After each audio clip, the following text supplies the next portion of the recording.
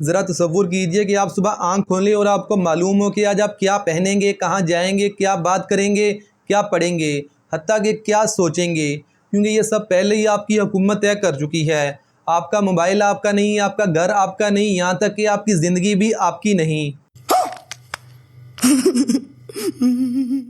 ये कोई फिल्मी कहानी नहीं बल्कि हकीकत है एक ऐसी ही दुनिया की जहाँ लोग जिंदा तो हैं मगर आज़ाद नहीं। मैं बात कर रहा हूँ नॉर्थ कोरिया की, एक ऐसी दुनिया जहाँ पर मुसल्लत है इस दुनिया का सबसे खतरनाक डिक्टेटर किम जोंग उन, जो सिर्फ कवानीन नहीं बनाता बल्कि वहाँ के लोगों की ज़िंदगी को कंट्रोल करता है। North Korean singer Hyun Song-wol, an ex-girlfriend of leader Kim Jong-un, has reportedly been executed by a firing squad for allegedly appearing in a sex tape and possessing a Bible, which is a political crime in North Korea. कौन कहाँ रहेगा, किसको कौन सी नौकरी मिलेगी, किस बच्चे को कौन सा स्कूल मिलेगा, किस खानदान को शहर में रहने की इजाज़त होगी, ये सब भी रियासत फैसला करती है।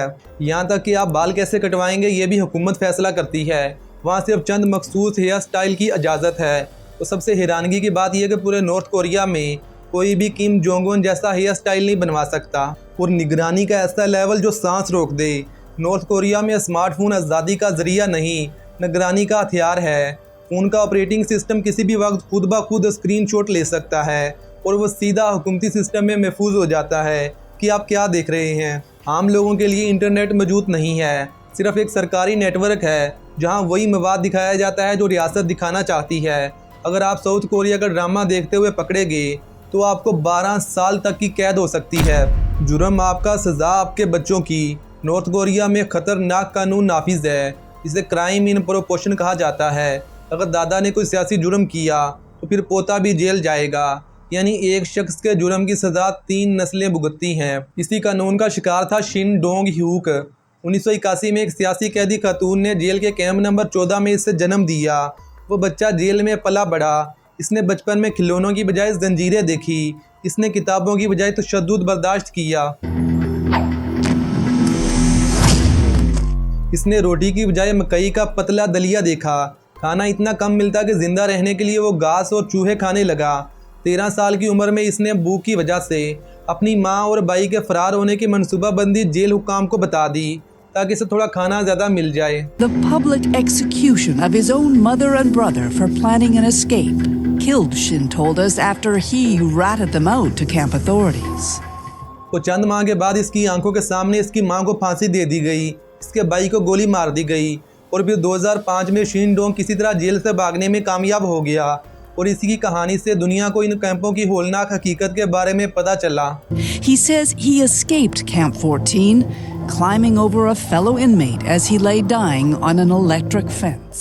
अगर आप रात के वक्त सैटेलाइट की तस्वीरें देखें तो चाइना और साउथ कोरिया रोशनियों में जगमगाते नज़र आते हैं, लेकिन नॉर्थ कोरिया तकरीबन अंधेरे में डूबा हुआ, क्योंकि बिजली की शदीद किल्लत के बायस अक्सर लोग शाम को 7 बजे तक सो जाते हैं। 1995 से 1998 तक 3 सालों में नॉर्थ कोरिया में लाखों लोग भूख से मारे गए, लेकिन इसके बावजूद रियासत ने अपनी पॉलिसी नहीं बदली। ये खानदानी आमरीत। असल में दूसरी जंग अजीम के बाद कोरिया 2 हिस्सों में डिवाइड हो गया, नॉर्थ कोरिया और साउथ कोरिया। फिर नॉर्थ कोरिया में सोवियत यूनियन के असर की वजह से यहाँ पर कम्युनिस्ट निज़ाम कायम हुआ और किम इल संग इक़्तिदार में आया। आज इनके पोते Kim Jong Un north Korea के सुप्रीम लीडर हैं। ये एक नज़रियाती कम्युनिज़म से ज़्यादा एक ख़ानदानी बादशाहत है, जहाँ रियासत का बुनियादी मकसद मुल्क नहीं बल्कि एक ख़ानदान का इक़्तिदार बचाना है। और मज़े की बात तो ये है कि Kim Jong Un north Korea को एक डेमोक्रेटिक कंट्री समझता है, जहाँ हर 5 साल के बाद इलेक्शन होते हैं। और आज से सिर्फ चंद दिन पहले ही नॉर्थ कोरिया के अंदर इलेक्शन हुए हैं, जहाँ पर किम जोंग उन को 99.9% वोट मिले हैं। क्योंकि इलेक्शन में किम जोंग उन के अलावा कोई दूसरा इंसान इलेक्शन लड़ ही नहीं सकता, और हर शहरी पर वोट डालना लाजमी है। जो भी नॉर्थ कोरिया में वोट नहीं डालता इसे गद्दारी समझा जाता है, और वहाँ पर गद्दारी की सिर्फ एक ही सज़ा है, सज़ाए मौत। Kim Jong-un's Workers' Party has swept North Korea's parliamentary elections with 99.93% of the vote. But it's the remaining 0.07% that's breaking the internet. North Korea में किस इंसान की ज़िंदगी कैसी होगी ये सोंग बिन तय करता है। ये ख़ानदानी बैकग्राउंड पर मुश्तमिल एक सियासी वफादारी की फ़ाइल है। हर शहरी को 3 तबकात में तकसीम किया गया है। नंबर 1 वफादार, नंबर 2 मशकूक, नंबर 3 दुश्मन। आप कहाँ रहेंगे, आपको कितनी खुराक मिलेगी, आपको तालीम और सेहत की सहूलत मिलेगी या नहीं, ये सब आपके शौकबीन से तय होता है। अगर ख़ानदान का एक फ़र्द भी सियासी जुर्म करे तो पूरे ख़ानदान का दर्जा नीचे गिर जाता है, जिसकी वजह से ना तो उनको सरकारी राशन मिलता है और ना ही कोई दूसरी फैसिलिटी। हर मोहल्ले को 30-40 घरों के ग्रुप में तकसीम किया गया है। हर ग्रुप की निगरानी का निज़ाम है। लोग एक दूसरे पर शक करते हैं। बाप बेटे पर इत्मीनान नहीं करता। बीवी शोहर से डरती है कि कहीं वो सरकार का खबरी ना हो। ये सिर्फ आमरीत नहीं, ये खौफ पर कायम एक समाजी ढांचा है। 1990 के बाद जब हुकूमत खुराक देने में नाकाम रही तो लोगों ने गैर रस्मी बाजार शुरू किए, जिन्हें वहाँ पर जांग में दांग कहा जाता है। ये बाजार ज़्यादातर औरतें चलाती हैं और यही बाजार आज वहाँ के लोगों के घर के निज़ाम को चला रहे हैं। यही बाजार गैर मुल्की ड्रामों और फिल्मों को USB के ज़रिए मुल्क के अंदर ला रहे हैं। यही बाजार लोगों को दिखा रहे हैं कि बाहर की दुनिया है कैसी। अदाद-ओ-शुमार के मुताबिक मुल्क छोड़ने वाले अफराद में अक्सरियत को बैरूनी मीडिया तक रसाई हासिल थी। आज नॉर्थ कोरिया में प्रोपेगेंडा की दीवारों में दरार पड़ रही है। वैसे भी आमरीत हमेशा कायम नहीं रहती। हर आमरीत अपने खात्मे के बीज खुद बोती है। खौफ ज़्यादा हो तो बगावत भी ज़्यादा ख़तरनाक होती है। प्रोपेगेंडा ज़्यादा हो तो सच सामने आने पर असर ज़्यादा होता है।